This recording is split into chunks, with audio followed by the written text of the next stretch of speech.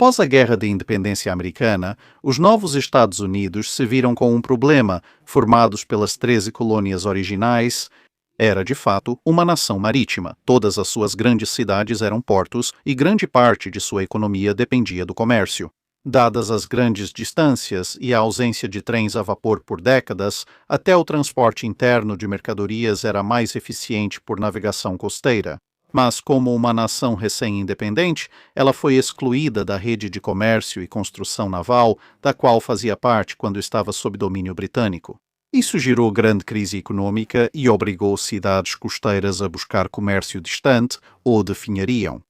O problema disso eram os piratas, especialmente os corsários da barbárie, que viam navios mercantes carregados de riquezas e sem proteção naval como basicamente um saque livre. A falta de qualquer proteção naval se devia a vários fatores. Por razões bastante óbvias, a Marinha Real não estava mais tão interessada em ajudar. E em casa, um forte elemento político pressionou para acabar com uma marinha profissional, argumentando que tudo militarmente poderia ser feito usando milícias e pequenos canhoneiros. A crise econômica e a falta de caixa serviram como desculpa perfeita. E assim, na segunda metade da década de 1780, não havia navios de guerra dos Estados Unidos disponíveis para proteger o comércio americano. No início da década de 1790, a guerra na Europa fez crescer as apreensões de navios mercantes americanos. Com a expansão dos corsários e o início do exercício dos direitos beligerantes pelas potências em guerra. Mesmo assim, o Congresso seguia dividido. Alguns defendiam pagar proteção aos piratas e negociar com potências europeias, enquanto outros achavam que isso só levaria a exigências cada vez maiores de pagamento e outras concessões, e toda essa riqueza simplesmente deixaria o país. Enquanto que, para manter a honra do país, assim como a indústria naval, seria melhor investir todo esse dinheiro na construção de uma marinha para proteger os navios mercantes.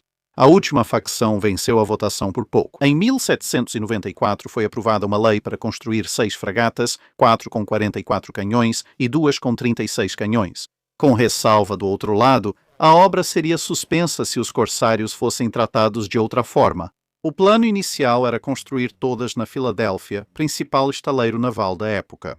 Mas então foi sugerido que o dinheiro poderia ser distribuído de forma mais popular. Os navios passaram a ser construídos em portos diferentes para que cada fragata tivesse um porto distinto.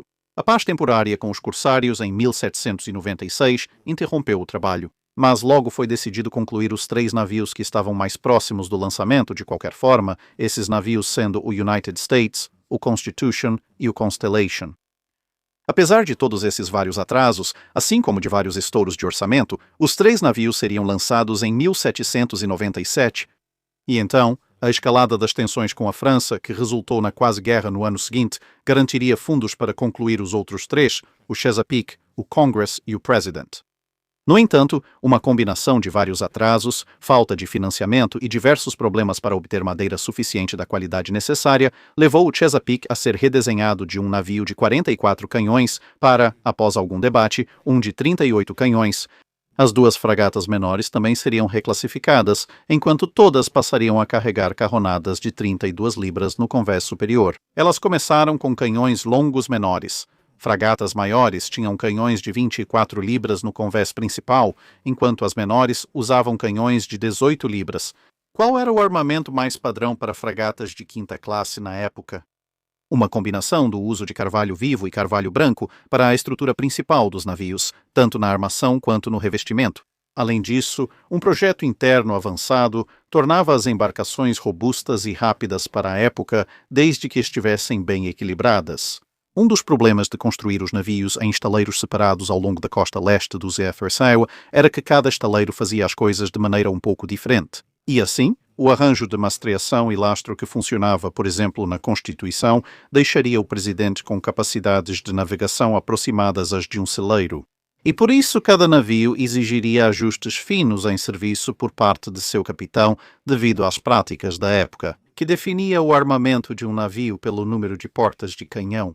O grande armamento no convés superior fazia com que as 6 fragatas tivessem bordadas de curto alcance, bem maiores do que seu número de classificação indicava. Carregar mais canhões do que o classificado não era exatamente incomum na época, mas a quantidade de canhões no convés superior era incomum. O armamento dos navios mudava durante suas carreiras, pois os canhões eram retirados quando entravam em manutenção no porto. Mesmo em visitas transitórias, capitães ajustavam o número e tipos de canhões, especialmente ao atuar com navios menores da Marinha dos Isamewa na quase-guerra. A principal fama dos navios viria de sua participação nas duas guerras da barbária contra os corsários e na Guerra de 1812, sendo os maiores navios da Marinha dos Isamewa, eles participaram de algumas das ações mais espetaculares do conflito contra a Marinha Real. 2 dos navios, o maior Presidente e o menor Chesapeake, seriam capturados durante a Guerra de 1812. Mas novas construções e a captura do HMS Macedonian pelo USS Estados Unidos mantiveram o número total da frota dos ICM-U elevado. Com o passar do tempo, as fragatas restantes foram mantidas em serviço ou colocadas na reserva por mais ou menos mais meio século. O Congresso foi o primeiro a sair, desmantelado relativamente cedo, em 1834, seguido pela Constelação em 1853, mas as duas grandes fragatas restantes ainda estavam por aí, embora em funções secundárias na época da Guerra Civil Americana. Nesse período, os Estados Unidos foram capturados pelas forças confederadas ao tomarem o atual estaleiro naval de Norfolk, então Gosport, sendo depois recapturados pela União após o que o navio foi desmontado ou afundado. Por estar muito desgastada para outras funções, a Constituição seria usada como navio de treinamento pelo resto do conflito, segundo algumas fontes. E apesar de várias situações em que quase foi desmontada ao longo dos anos, ela conseguiu sobreviver tempo suficiente para ser reconhecida como uma embarcação histórica, sendo posteriormente preservada como um navio-museu no século XX. Ela pode ser visitada até hoje no porto de Boston como o segundo navio de guerra comissionado mais antigo do mundo, depois do HMS Vitória, e o navio de guerra comissionado mais antigo ainda flutuando. Embora, curiosamente, graças às suas inúmeras reformas e reconstruções, a maior concentração de madeira original das 6 fragatas pode, na verdade, ser encontrada no Chesapeake Mill, no Reino Unido, que foi construído usando boa parte das madeiras da Chesapeake capturada em 1820. Obrigado por assistir. Se tiver comentários ou sugestões de navios para analisarmos, conte nos comentários abaixo. Comente no post fixado para dúvidas sobre o dique seco.